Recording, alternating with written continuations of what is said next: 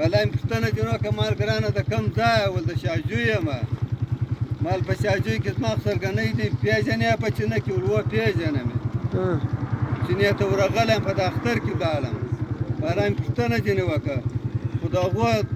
قریب ولا زما د خسرګنۍ والله مال یو ګیلاس پالده مې بل هم پسې ورکړله ما د داسې بجې رسوم مکتب وایي په باغپله سره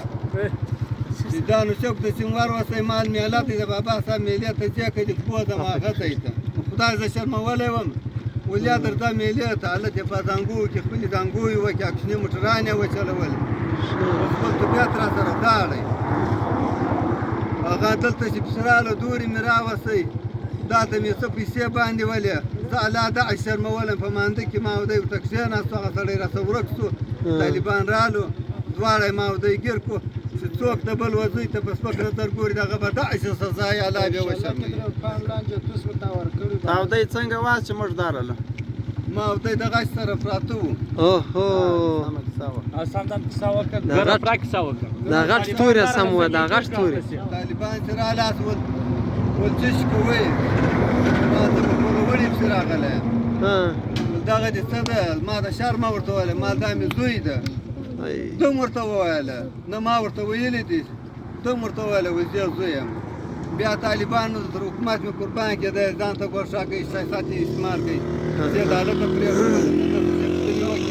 په ټوله سرتیارو ته بیان کړي تاسو پرې وتوس دواړه سره پراته واست طالبان درله و موږ یو توس ورکړی ولو یو توس ښوته کړو معنا یې شوق مو کوئ نور شوق مې نه ده کړی نور شوق مې نه ده کړی د اولاد په سترګو مې ته ونه اولاد سره د ځان سره کړي ما مخ تور یو بل لاسه خوله شوي شي بل دغه چې غول خوري دغه به دغه لاړې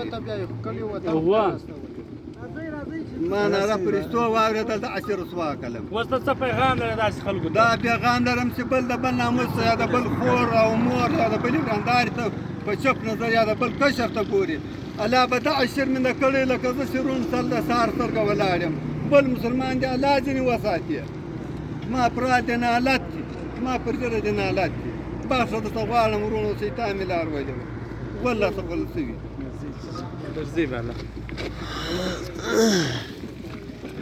دا دې ښه پوره کار یې ایستلی دی اورې